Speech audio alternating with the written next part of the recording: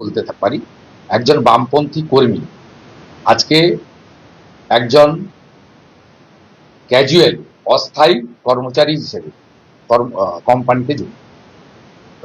মোল্লার উপরে হামলা, কোলেরহাটে সংঘর্ষকে লক্ষ্য করে বোমাবাজি, আইএসএফের ঘরে লক্ষ্যের অভিযোগ। তুমি এটা বাদ দেন, ও নিজেরা মারপিট করে ওইসব করছে, ওইসব ভাঙড় টাঙড় প্ল্যানিং ট্রেনিং নিয়ে কথা না বলে। ভোটের আগে 480 কোম্পানি নামছে এবারে মার্চে, এরা পুলিশের আন্ডারে, রাজ্য পুলিশের আন্ডারে কাজ করে। এবার কি ভোট কি সুষ্ঠুভাবে করা সম্ভব হয় বলে মনে হয়? কেন তাদেরকে বসিয়ে রাখা হয়? এর আগে তো হয়নি। গতকালই পূর্ব মেদিনীপুর জেলার পটাশপুর বিধানসভার ভারতীয় জনতা পার্টির যিনি বিধানসভা নির্বাচন কমিটির কনভেনার শিক্ষক অঞ্জন সাউ, তার বাড়িতে হামলা করেছে, তার মোটরসাইকেল ভেঙেছে। ওখানে মংলা মাড়তে আমাদের একজন কার্যকর্তা ছিলেন, বাসা ভাড়া করে তার বাড়ির মালিককে গিয়ে ধমক দিয়েছে। অতএব এরা যেটা করে সেটাতে আমরা ভালো কিছু দেখিনি, এবারে ভালো কিছু দেখার আশায় আছি।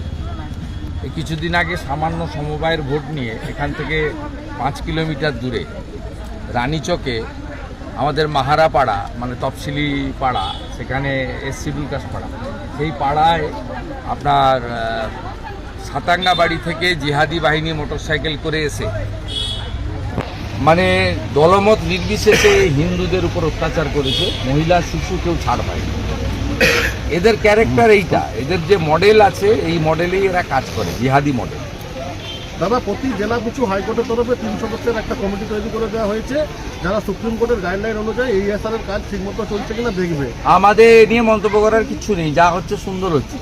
28 তারিখে একটা ভোটার লিস্ট বেরোবে, তারপরে যারা সন্দেহজনক তাদের সাপ্লিমেন্ট লিস্টে নাম আসবে, কিন্তু সাপ্লিমেন্টারি লিস্টে নাম আসতে গেলে 3টা কাগজ দিতে হবে। সুপ্রিম কোর্ট যা করেছে, এক্সেপশন যেমন তেমনি একদম টাইট করে দিয়েছে। 3টে কাগজ আপনাকে দেখাতে হবে, আপনি ভারতীয় আপনাকে দেখাতে হবে, আপনার ডোমিসাইল সার্টিফিকেট আপনাকে দেখাতে হবে, আপনার 18 বছর হয়ে গেছে আপনাকে দেখাতে হবে। পরিষ্কার বলা আছে কবে কার সার্টিফিকেট লাগবে, 87-র আগে জন্ম, 87-র পরে বাবা মার জন্ম, সব বলা আছে।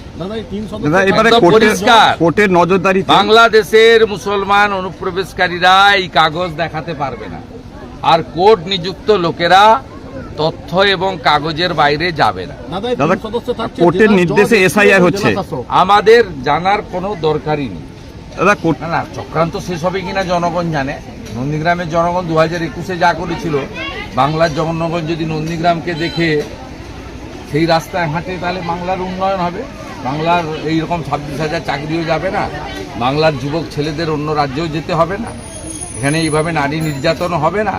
হিন্দু দেবদেবীর উপর হামলা, হিন্দু মন্দিরে হামলা, হিন্দুদের ধর্ম পালনে হামলা, সীমান্ত খোলা রেখে বাংলাদেশ থেকে অবৈধ অনুপ্রবেশকারীদের ঢুকিয়ে আমাদের পুরো রাজ্যের ডেমোগ্রাফি, জনবিন্যাস বদলে যাওয়ার মতো ঘটনা ঘটবে না।